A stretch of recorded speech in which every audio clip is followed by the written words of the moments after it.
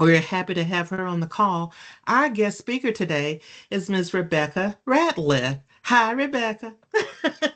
Everybody. And so I'm not going to read her entire bio. You can certainly look her up and read it for yourself. We provided that to you in the invitation. But Rebekah is an international mediator for JAMS. You may have heard of that acronym, the Judicial Arbitration Mediation Service. She provides dispute resolution services worldwide. So we are honored to have her. She has more than 25 years of experience and holds a Casualty Claims Law Specialist designation. That's the CCLS. Ms. Ratliff is also the first vice chair of the National Bar Association, the alternative dispute resolution section that they have. And on top of all of that, as if she's not busy enough, she's the adjunct professor at Howard University's School of Law. So again, welcome to you, Rebekah. We're glad to have you. Participants on this call, I just want to let you know that our chat is open. If you have any questions throughout Rebekah's presentation, please place your questions in the chat. We'll leave time at the end to ask those questions of her and give her time to respond. Also in the chat, you may see a pop-up of a book that Rebekah is recommending if you want further information about optimizing your personal brand. I'll place that in the chat. Along with, at the very end, we're going to leave you a little time. We're not going to close down the webinar immediately. We'll give you 5 to 10 minutes to complete a survey. As I mentioned, this is the first of 4 professional seminars that the Emerging Leadership Committee is putting on for 2026. And we want to hear from you. We want to know how well we're doing in organizing these learning opportunities for you. So a quick survey will be placed in the chat for you to connect to, and we'd hope that all will participate. Now, with you being on the call today, that automatically qualifies you, as long as you're registering and showing up for the next 3 sessions, for a grand prize raffle opportunity at the end in October. And when I say grand prize, I'm going to wish I had my name in the raffle, but I'm going to recuse myself and not put my name in there. I don't want to short circuit anybody else's opportunity to get this grand prize. But we want to not only just incent you, we want to also honor you and your time. And we want your name in that raffle. So if you're going to be at all 4 of our webinars, at the end of the 4th webinar, we're going to have the raffle drawing. And hopefully a lucky winner is already on the call. Now, if your friend who's not on the call today joins next time for our April 28th session, they won't be in the drawing. Okay, you got to be at all 4 presentations to be eligible to be a part of our raffle. So that's what's going on with our emerging leadership opportunities that we have for you this year. You can also see in the chat other announcements. And if you are not a member of the Greater Kansas City NIA chapter, I'm going to put a link in the chat, or Kathy will, to how you can find out more about Greater Kansas City NIA and how you can register to become a member of our organization. So with that, Ms. Rebekah, I am turning the floor over to you, ma'am. Excellent. Thank you, sis. Thank you so much, Evelyn, and welcome and hello. Good afternoon to all of you. It's after 12, even in Central Time. So good to be with you today. Thank you for the invitation, NIA Greater Kansas City. Many of you may know me, and if you don't, I'm again Rebekah Ratliff. Evelyn read some of my bio. I'm the secretary of NIA National and past president of NIA Atlanta. So always happy to be with the NIA family. I am wearing my NIA colors today. Wearing some NIA colors, just in the spirit of collaboration. So we will go ahead and jump into the presentation, and if you'll ask questions, we'll answer them at the end. And if you, there is actually an interactive exercise in this presentation. And if you would like to come off mute and respond when we're doing the interactive exercise, and you'll know when that is, I would be happy to hear from you. So next slide, please. And thank you to I think Kathy, who's being Vanna White today. We will move. I'm not doing a very good job of being Vanna White. There we go. So Today, what we will do is explain and compare personal and professional branding. And what I'll do really is explore how to develop your professional brand. And we'll talk about how your personal brand and your professional brand really are inextricably connected. We'll share tips and strategies for managing your brand because you do as you build it, it's a working process. It's a work in process. You are constantly managing your brand by considering where you are in a stage of development in your career or even personally. And we'll give you some tips on really how to assess that. But it really is chess, not checkers. All right, next slide. Thank you. You need to be strategic. So we will talk about that. So the ABCs of branding is my little formula. Analyze your personal and professional goals, build your network and relationships. Everything is based on relationships. If you think about it, people don't do business with a service, they do business with people. And obviously, we are all fortunate to be part of the NIA family. And that network of professionals gives us a lot of opportunities if you take advantage of them. So we'll talk about that as well. If you are meeting people and building mutually beneficial relationships, that is really what networking is. So what you'll hear from me anytime I'm talking about networking, because I do a whole seminar on the art of networking, it's focus on the noun, the network versus the verb networking, because people think that sometimes just because they're out meeting people and exchanging cards, that they're networking. Well, you may not be. If there's no follow up, if there's no meaningful conversation, when I'm talking to students, I'm encouraging them to be memorable, to say something that makes you memorable. I have a few things. If somebody asks me what I do, I say I'm a peacemaker. And interestingly, the name Rebekah, the dictionary meaning actually is peacemaker. So as a mediator, I am a peacemaker. And in my networking capacity, my name, the Hebrew spelling from the Bible means God's connector. So I actually have been blessed enough to be put in a space where I'm doing exactly as I was named to do.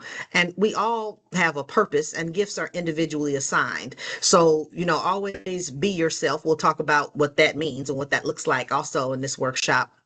Be yourself and be confident about who you are and what you have to offer. So as you are building your network and developing your network, you also need to consult with people that you trust. I'll elaborate on that. Trusted people who will pour into you and people who actually know you and know what you have to offer and can guide you. They know what you've done. They know where you're headed, what you want to do. And you hear us talk a lot now for probably more than 10 years about mentors, sponsors. A mentor is a person that you can approach and ask. I have a panel of mentors really, but they don't all interact with each other, but they all serve a different purpose for me.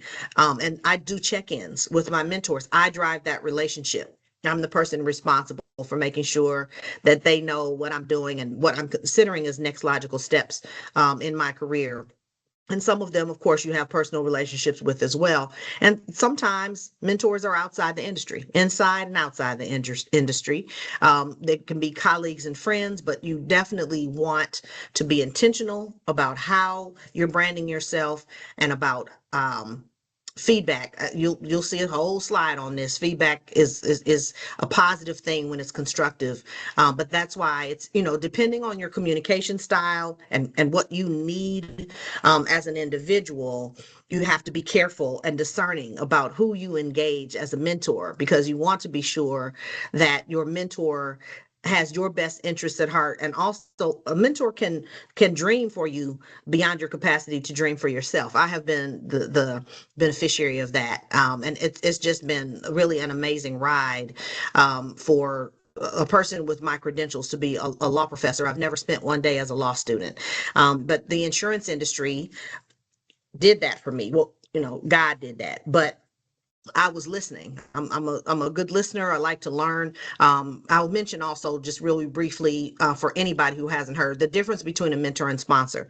is that a sponsor, you really shouldn't ask somebody to be a sponsor because sponsors generally are speaking on your behalf in a room where you are not, and they are lending relationship capital to you, and you have to be worthy of it. And so you can, a mentor may turn into a sponsor, and you may know who a person, who a sponsor is that has spoken on your behalf, and you may not know. But it's really not appropriate to ask somebody to be a sponsor, because they have to be willing to put your name in those spaces, and sometimes you just don't know about it. So be intentional, accept constructive feedback, and at different decision points in your life, reassess where you are, reassess what you've accomplished in alignment with your goals, and again, personal and professional. And you'll hear me continue to emphasize that throughout the presentations. But so yeah, analyze, build, and consult would be the ABCs of branding. Okay, next slide, please.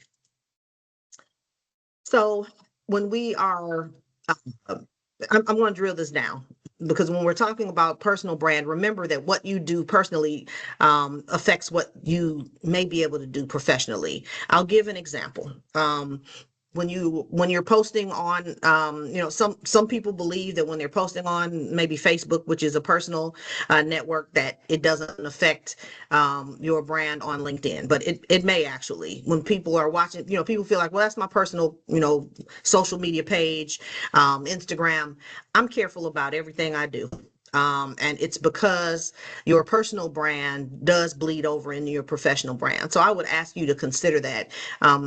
You see that the language is the same. The personal brand is about who you are and what you are known for, and so is your professional brand. So under personal brand, the points that I'm making is obviously your cultural composition, what your ethnicity maybe, and maybe a combination of.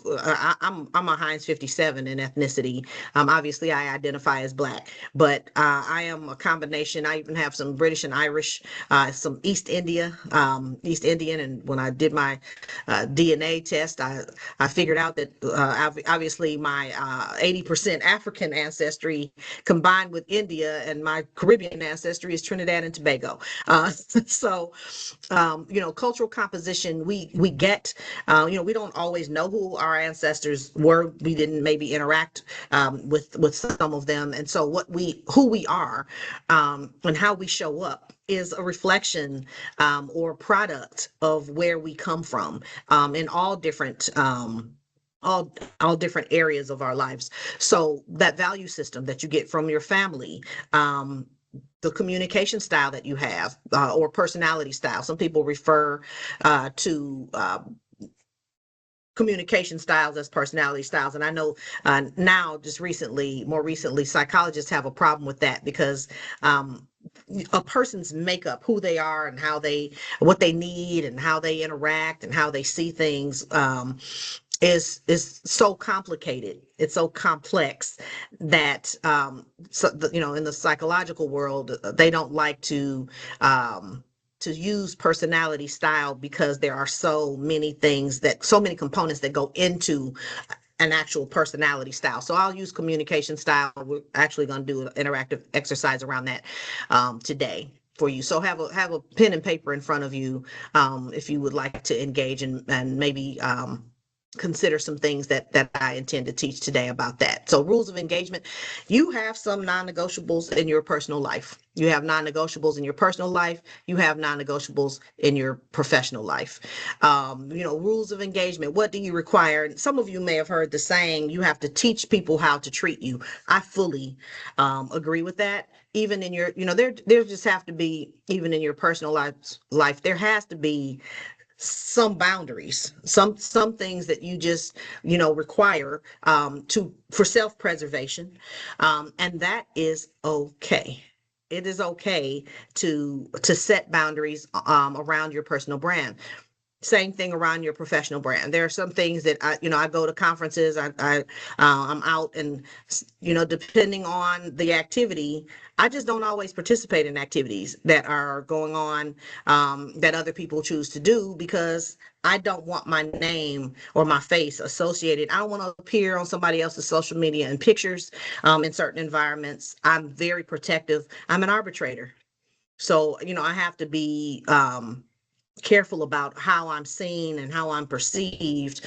So again, personal brand. What do you do? What you do and what you're known for.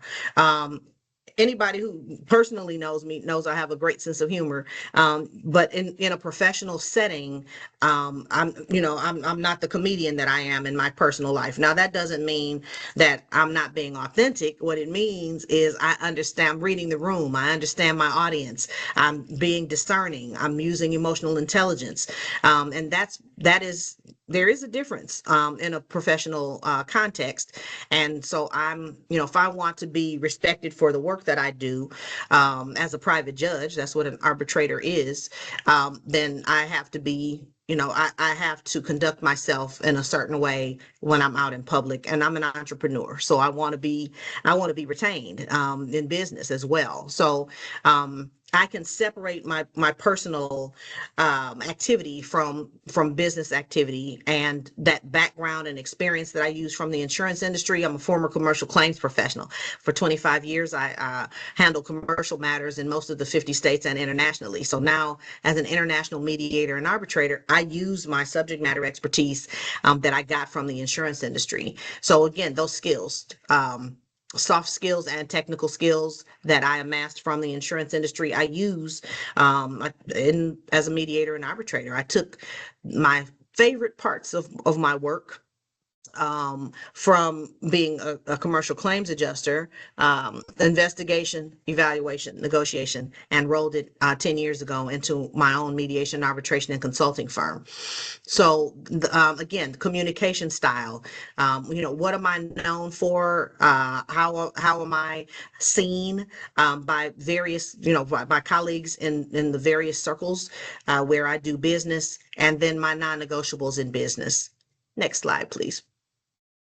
But again, your personal brand and professional brand they're combined, they're related.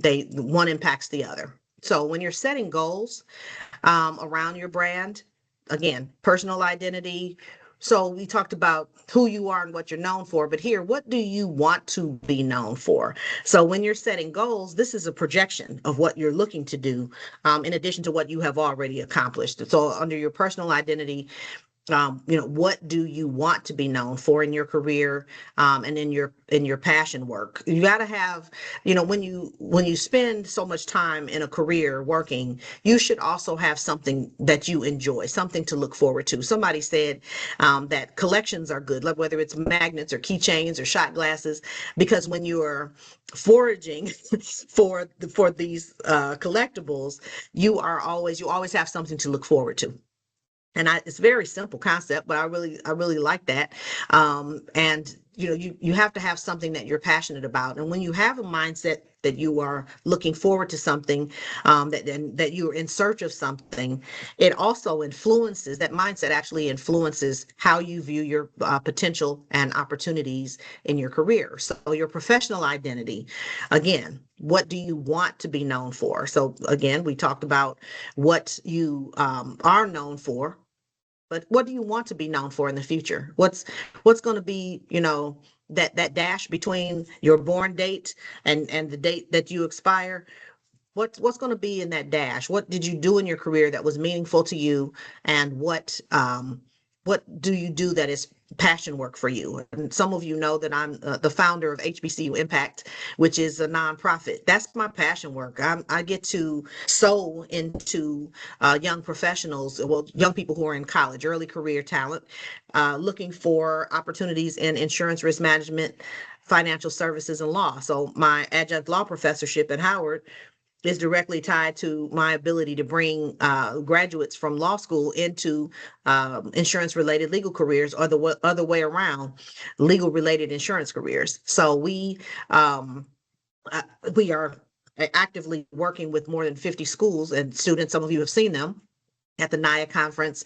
They show up for our symposium, and I tell you, that's what gets me up in the morning. I just love that I'm sewing into the next generation of insurance professionals, and that is work that's gratifying, in addition to a career that I absolutely love. Next slide, please.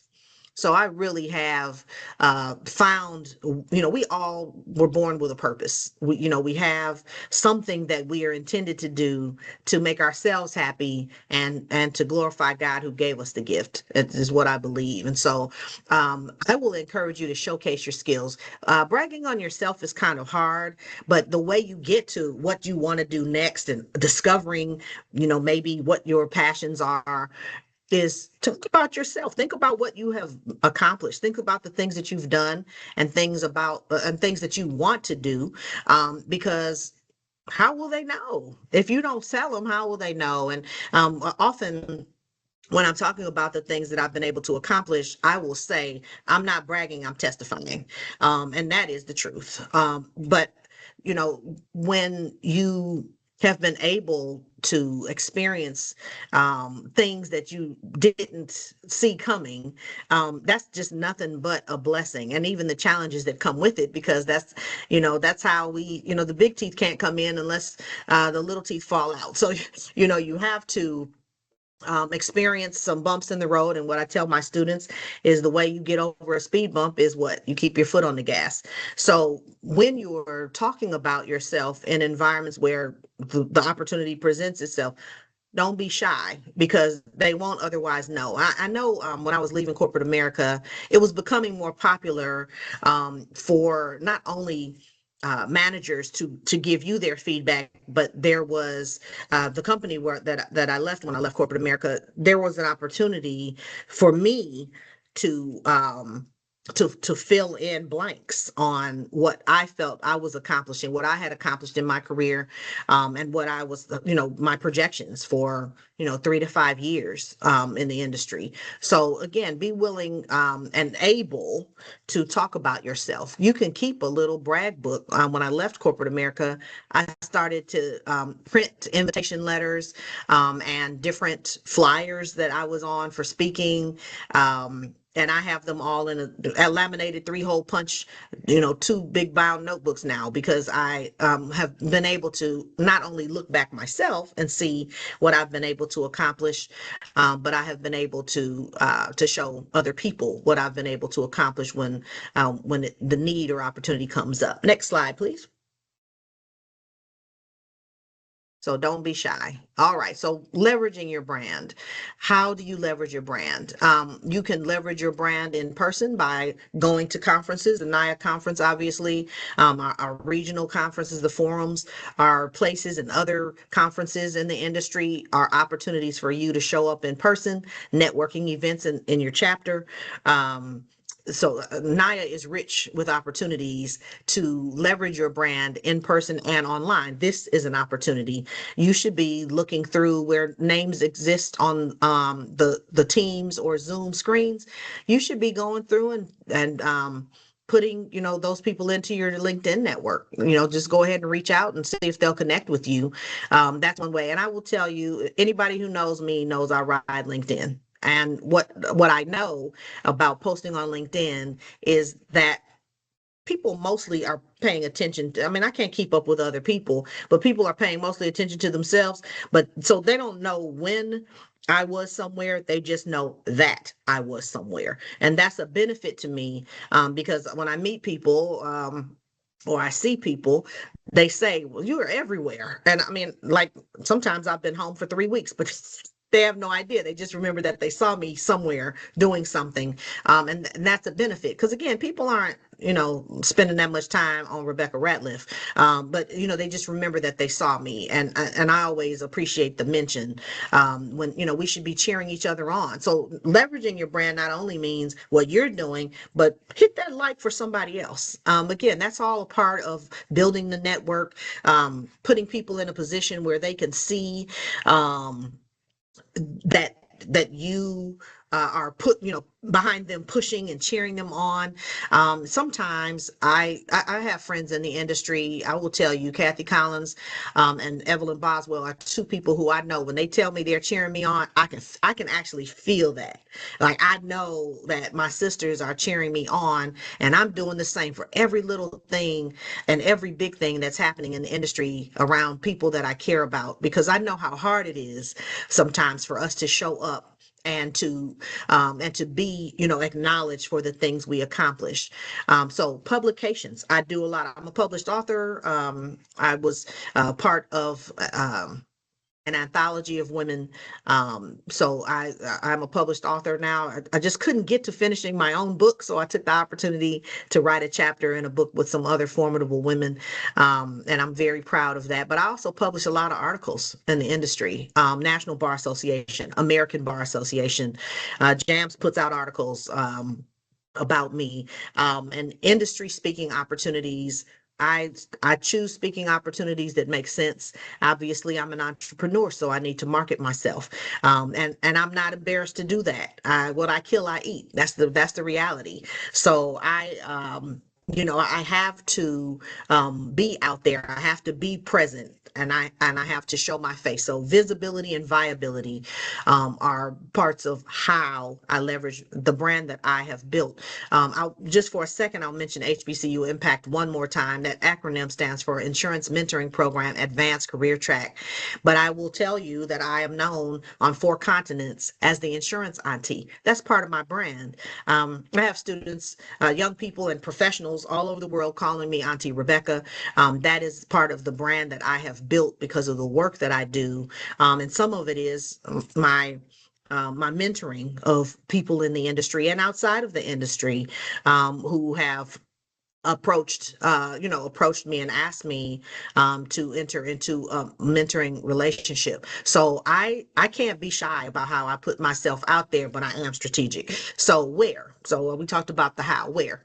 At work, your employer, in these trade associations and other networks. Some of you NIA members have MBAs, other professional organizations that overlap into what you do in the industry, and again, everywhere, in person and online. That is where you leverage your brand. But remember, part of leveraging your brand as a person who belongs in a network like NIA is cheering other people on with those likes, shares, and comments. Next slide, please. That means you're not selfish. There's more than one pie. There's enough pie for everybody to eat. And again, gifts are individually assigned. So you don't have to be concerned about somebody else getting something that you think you're supposed to have. I can't have what's intended for you, and you can't have what's intended for me. And you can be confident in that. So communication styles influence our brand. How we communicate is influenced by what we need. What are our incentives? What are our motivations? What are our perceptions of ourselves and others? How do we perceive ourselves and others? There's a book, Attachment Style. I believe that we promoted Fela Abioye. We have promoted his book. He's at the Hartford, and he's written this excellent book around. And Sharita will probably, I think she's next week, and she will probably mention it as well. But how do we show up in the industry? How do we show up for ourselves? Is based on what we need, our motivations, and our perceptions of ourselves and others. And let me say this too. I read in a devotional book recently that people's perception of you or ability to show regard for you can be based on their individual capacity on a given day, on any given day. Don't worry about, just do what you're supposed to do. Because if you are looking for the approval of others, they may or may not give it to you, and it may be based on their capacity or incapacity on any given day. And you will be disappointed every time if that is what I don't live and die by other people's words, because I know that even when people care for me, the human condition influences how we show up, how we interact, what we say and do for others, about others.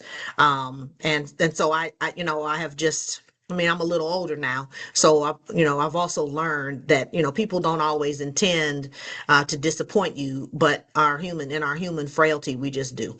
So build your perception of who you are and what is possible for you. And when you do that, you will be less vulnerable to what other people think of you. Next slide, please.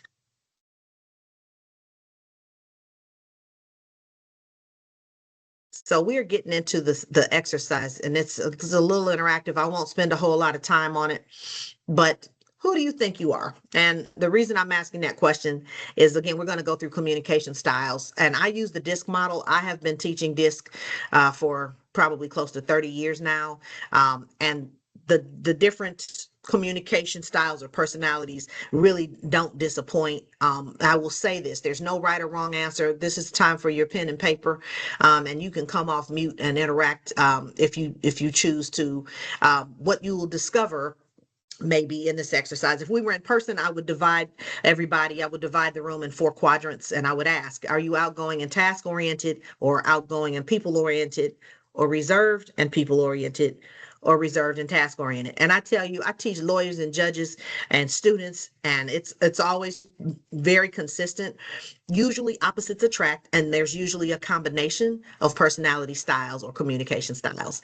I am definitely, for anybody who knows me closely, I am definitely a combination, and it depends on the context that I'm in. Again, I mentioned, I'm usually in black and pearls because I'm an arbitrator. So when I show up, I'm very intentional about how I dress, and I am a different part of Rebekah shows up as an entrepreneur than I did when I was an employee, because I'm responsible for everything that I get now. So I have to always keep that in mind. So that outgoing and task oriented person, the characteristics are dominant, direct, demanding, decisive, determined, and doer. This is a person generally who gets things done because they're focused on task. If you see me, and if I'm somewhere like maybe at a conference, if I'm in charge and you think I saw you and didn't speak, I probably didn't see you because I'm tasking. And that's just, sometimes people get their feelings hurt. A lot of times there are misunderstandings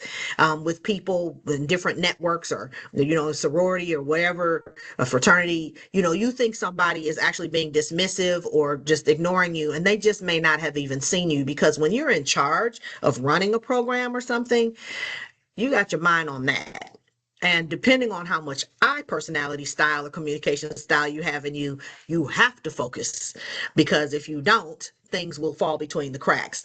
I'll run through them, and then I do want to mention the registration table. And that's kind of something that I think will resonate with everybody. So the outgoing and people-oriented person is inspiring, influencing, inducing, interactive, impressive, interested in people. You might have one of these personality styles. And if you got 4 or more kids in your family, you have probably seen one personality, style or two, among different people. Every individual is different. People really are individuals like snowflakes. The S personality style or communication style: supportive, steady, stable, sensitive, status quo, specialist. This is the reserve and people oriented communication style. These people are really hard to read, but because they're steady and stable and sensitive, if you back them in a corner, they come for you. They come out mean. And you're like, where did that come from? This person rarely even talks because they don't like to be put on the spot. They don't like to be attacked. This is a person who they go along, they get along. They are people oriented, but they're very uncomfortable on the spot. And you see a different piece of them when they are confronted or put on the spot. The C communication or personality style is cautious, calculating, competent, compliant, contemplative, and careful. So this is your type A personality in all its glory. If a person is mostly a C or a pure C, then this is a person who is very, very organized. They are the planner in your life. They're very useful, but again, they usually are married to maybe an I personality because they need some balance. So again, opposites attract. And so I think we had somebody put something in the chat. They mentioned what personality style or communication style they believe they are. So we'll explore that in just a minute. Next slide. Because what I want everybody to do is, as you think about your communication style, describe a glass bottle of Coke. Describe a glass bottle of Coke. And I'm going to give you, just so we don't take too much time, I'm going to give you 60 seconds to do it. Describe a glass bottle of Coke. And then I'm going to ask you to enumerate, like how many descriptions do you have? Describe a glass bottle of Coke.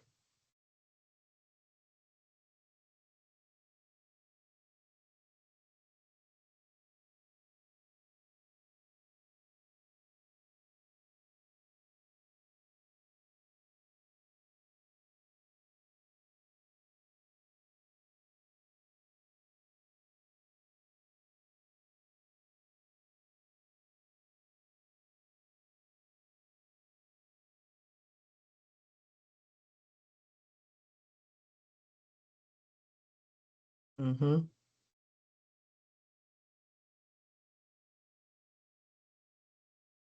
Okay, I'm going to stop you there.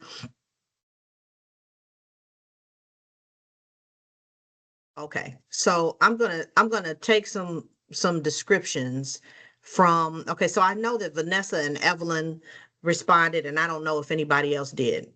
I saw. Go ahead, Vanessa. How many descriptions do you have?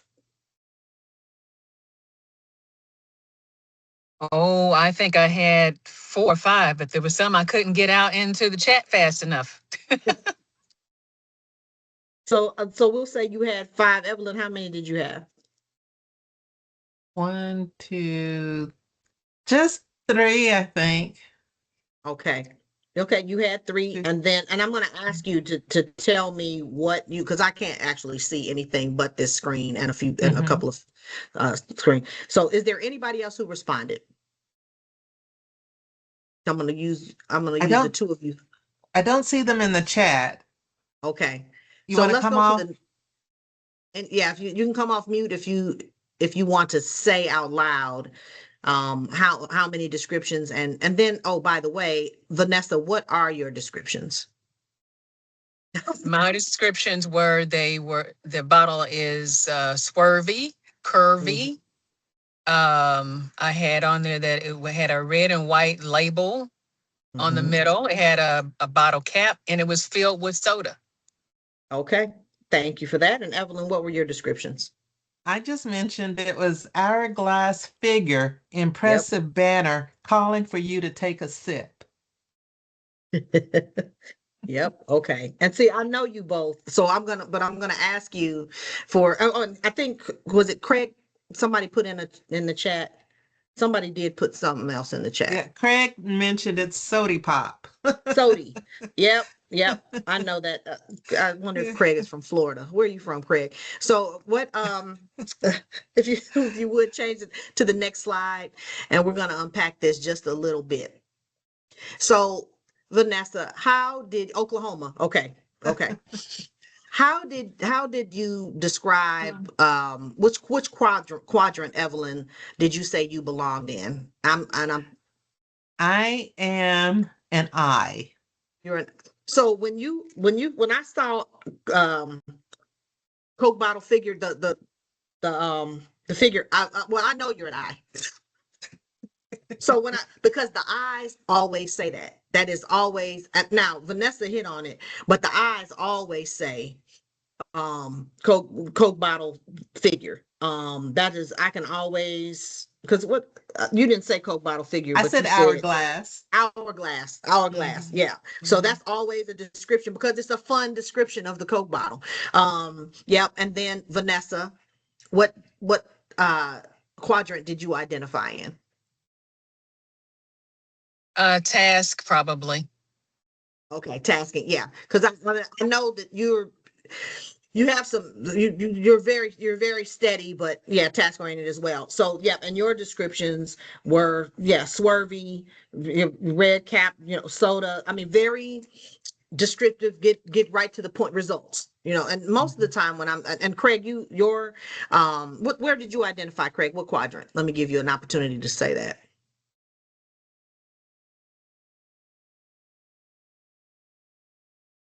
Oh, you're a C. Oh no, And Kathy. that was Kathy. Kathy changed. Okay. Oh, and Kathy, I don't think I got your descriptions, did I? What were your descriptions, Kathy? No, I just now put mine in there. I said Oh, I've okay. changed my mind on what my column was. I've changed. I'm a C because I described it as glass, slender, hard, cold, filled with soda. Okay. Well, and everybody noted that it was filled with soda. But yeah, so you're very, specific. Yeah, and a lot of times there's an overlap between D and C. But again, I'm probably three of these. The only thing I'm not so much of is the S quadrant. I'm depending on what I'm tasked to do, if I'm leading or I'm following. Either way, I'm going to apply my organizational skills. But I was a CD, but I'm probably more like a DC with some I in there. Oh, the registration table. When you have an event, you definitely want an I at your registration table, but you want a C or D to be with them. Why is that? It is because, and I ain't gonna get nothing done. They're gonna miss people. This I is greeting everybody. They getting up, they hugging, they might be over in the corner, praying on somebody. Yeah, they're not gonna get anything done alone. You can't have two eyes. You gotta have a C or a D usually with them. If you have an S, you also need to have a person who because a S personality style is hard to read, and they are not they are people oriented, but it doesn't show in socialization as much as it does in the I communication style. And so you want people to feel welcome, and I may they may give a faint smile and welcome you and go through the script, but you want people to feel like you're interacting with them when they come through the door. So when you're giving people assignments for events, you want to keep in mind who's going to get it done and who's going to make sure that people feel welcome. And that could be, again, people are a combination of more than one style generally. But you need to know, your members. So yeah, we were asking, who do you think you are? Who are you? So the D quadrant is generally a person who, again, I'm speaking in generalities. These are not intended to be labels. A person who values getting it done, is focused on results. They're concerned with what. The I personality is focused on the who. They are outgoing and people oriented, getting social recognition, the enthusiasm around what is being done or what is being asked. The S quadrant is concerned with getting along, the how, supportive. And then the C personality or communication style is concerned with getting it right. That's the accuracy and compliant communication style. They're concerned with the why. Next slide, please.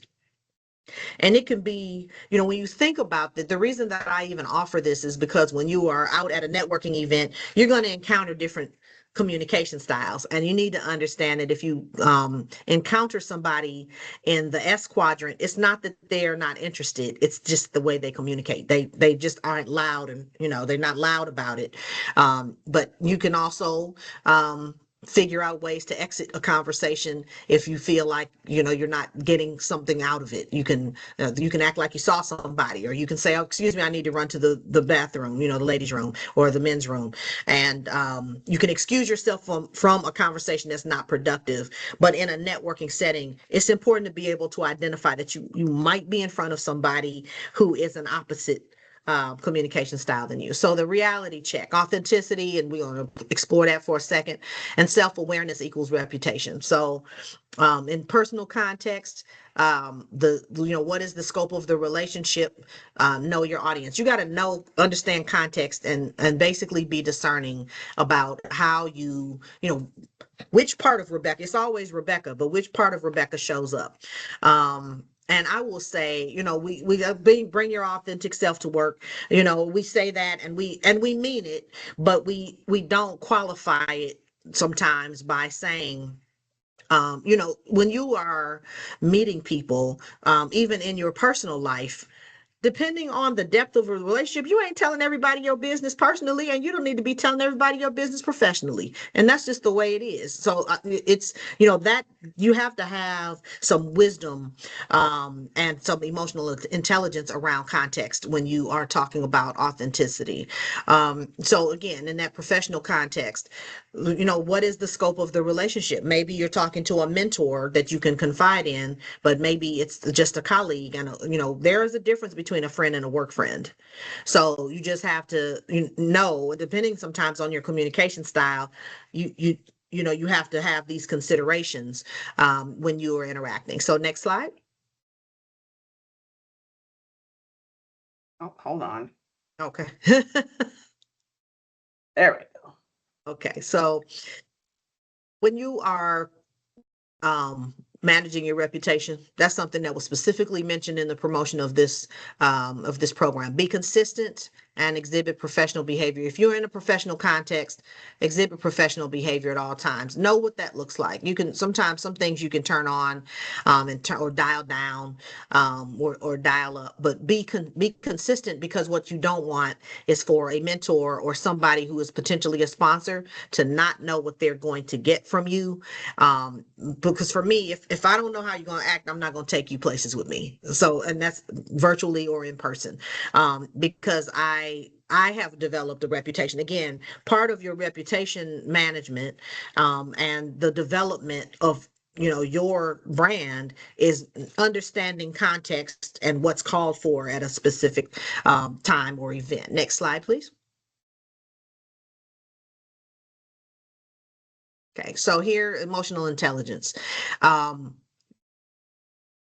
Assess. Some people are not self-aware, and that can be a hindrance in a professional setting. So you want to know who you are and what you do and how that is perceived, you know, personally, professionally, socially, and in business. So, that recognition of self and how we manage ourselves has to do with the ability to recognize and understand your moods and emotions and drives, as well as their effect on others. It really is a thing. Now, it doesn't mean that you're concerned about judgment so much, but it means awareness. It means just what it says. And self-management, the ability to control or redirect disruptive impulses or moods, and the propensity to suspend judgment and think before acting. Basically, think before you act. And we're teaching students this because they haven't had any experience out in the corporate environment. And especially,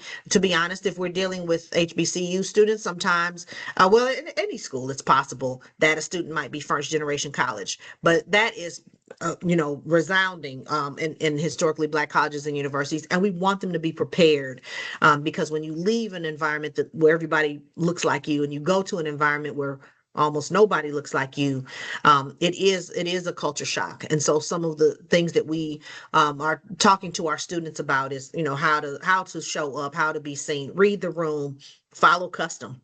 We took two students, HBCU Impact took two students over to London in November, and I was saying to them, Brits are a little different than we are in America, and our industry itself is conservative.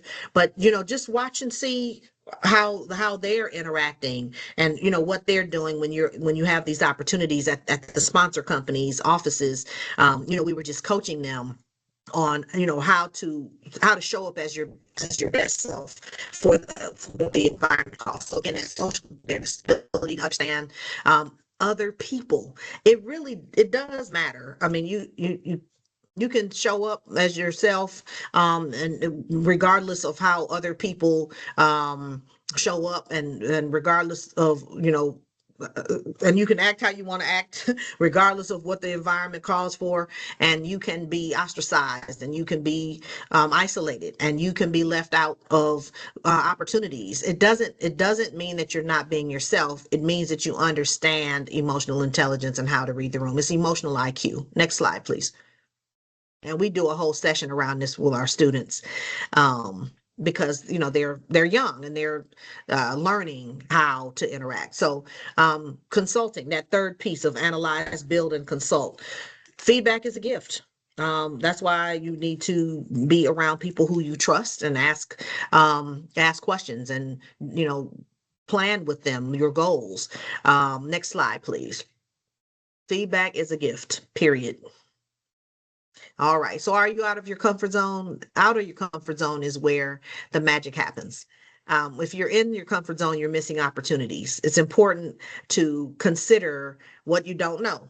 I don't know what I don't know, just like everybody else. I was talking to my son one time, and he was so sure of something. I don't even remember what it was, but I said, if you knew this one little fact, would that change how you think about it? He said, yes. I said, that's what you always got to consider, what you may not know, the one little missing piece you haven't maybe heard from somebody, and you think it's you, but it may not be about you. Maybe that person is actually, fighting an illness or had a death in the family. There are those little pieces that would change how you see the analysis of a situation or the assessment of a relationship. So keep that in mind, but stay out of your comfort zone. I'm always out of my comfort zone. I'm used to being underestimated, and I love it. Next slide, please. All right. So building your brand, network, build relationship capital, enable trusted relationships. Again, enable trusted relationships, be trustworthy, become known for something. What is it where are you headed? What do you want to be known for? Become known for something and market yourself. Next slide, please. And we talked about that online, in person, social media. So here's the know before you go. How about be the person that you are looking for? Be that person. Some of us demand things from other people that we're not willing to be out here. So, be the person that you are looking for in others. Next slide. All right. So again, tips for success: leverage the network, do a mentor check-in, you manage that relationship, set the times for follow-ups with your mentor, review your goals and results, reevaluate, recalibrate, and revise. It's a work in progress. Next slide. All right. So thank you for your time and attention. And next slide is my big question mark. Do you have any questions or anything that you feel like I missed that you would like to talk about before we close? And you can come off mute and ask your question of Rebekah.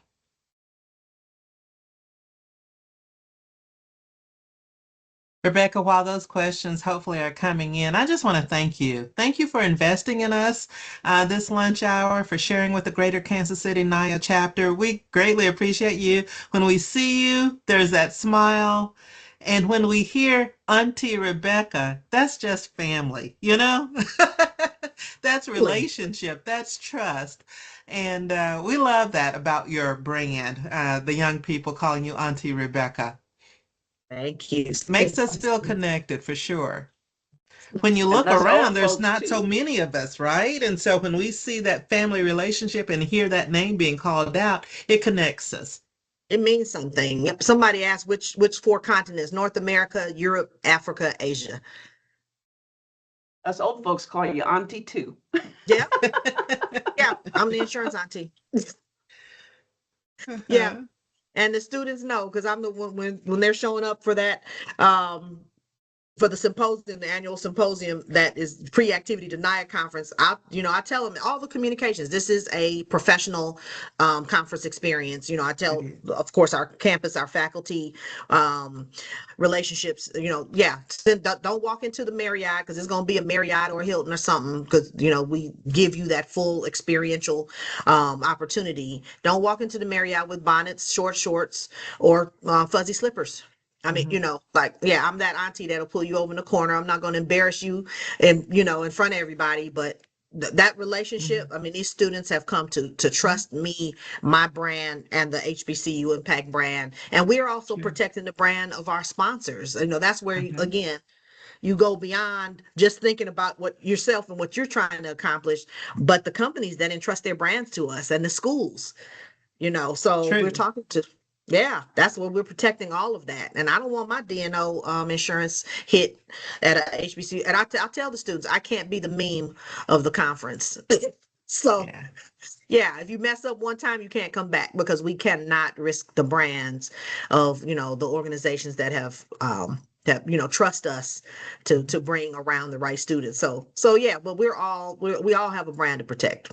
That's true. We do have a question in the chat Okay. from Christian Brown. He says, Okay. Rebekah, thank you for your time today. I wanted to ask what mentor made an impact on you when you were early in your career. And he says, more specifically, where'd you meet them? And was it through your work or church or just in the community?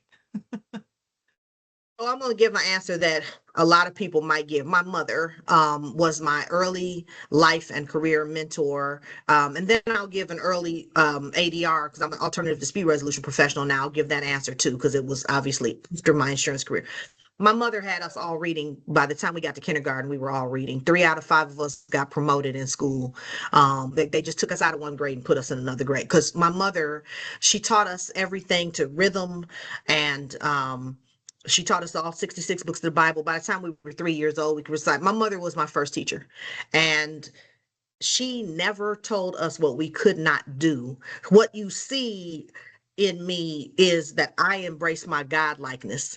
And it's because I was taught to that I can do all things through Christ who strengthens me. But I can, there's nothing that is impossible. I'm a law professor. I'm not a lawyer. I've never been to law school.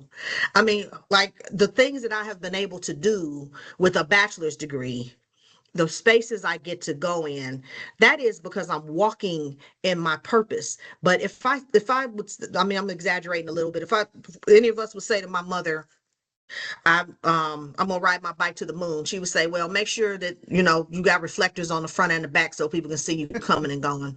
I mean, it's like she never would tell us what we could not do. I had that mother. I come from a service background. My dad was a pastor, my mother was a nurse, but she was also a poet and a lyricist, and she invested in not just me but my friends. So I've always been taught to live beyond my own life and my own space, and to understand that it's not about me. Later in my career, as I left corporate America and went into mediation and arbitration, it was because if any of you have watched the Personal Injury Court on TV, Judge Gino Brogdon is a mentor to me. And he said, as a claims adjuster, you're doing great work, but you are living beneath your skill sets, is what he told me. He said, you need to be the mediator. And then he just walked me through it. I went and got I went and took the class and I got myself certified and licensed here in Georgia. It's a licensure. And I'm an international mediator and arbitrator with JAMS. I'm the first and only Black person, non-lawyer at JAMS. Only God can do that. But I listen to my mentors. I just have to, people say, well, you do the work, what I know too. Here's another tip. People will love you and hate you for the same reason. So as you're building your brand, you got to keep your feet on the ground. I've been in some places and spaces, but I know where where the value, where the help comes from. I don't take credit for myself. I need the results. And I can't eat titles and awards. So I'm not overwhelmed by the awards and titles that I have. Because I just know I'm human like everybody else. I'm just a really good listener to that still small voice. And so anybody, I just want to encourage you, do have a mentor who can speak on you and believe with you and dream for you, because some things look so out of reach. We will see. Stay tuned. Mhm. But yeah, mentors honestly can, speak on you. And Mhm. the relationships that exist in the world of Naya and the family of Naya are second to none. I mean, I would just encourage Mhm. you, if you're not taking advantage of the world of Naya, definitely do that. Okay. Well, I tell you, being a part of NIE has truly been a blessing to my life. I've gotten to meet so many wonderful people. When I go into work, I have on my, I guess, blinders because I don't see anyone like us. But when I go to NIA, there we are, and we're doing There we great are. things. And I never knew that until going to the national conferences and then the regional meetings. So thank you so much for Thank coming you. and sharing with us again, Rebecca. We love you and we love the information that you imparted to us on this day. And thank you too, participants. Whether you're a member of NIA or not, we've placed in the chat how you can learn more about the Greater Kansas City NIA chapter and become a member. We hope that you do, and we hope that you join us. I placed in the chat other things that we're doing, other announcements. In fact, next week, same time, same place on this channel, we will have another emerging leadership professional webinar. And so another hour from a great speaker to impart with us. And then we'll skip the summer and meet with you again in October with two very great presentations then at that time. But thank you for this time, for investing in yourself, in investing in NAYA. We're going to say goodbye to you all. Don't forget the survey. It's in your chat. We're not closing down the website just yet on this call so that you can get your 5 minutes in to share with us your information about what you want to see going forward with Emerging Leadership Committee. Thanks again.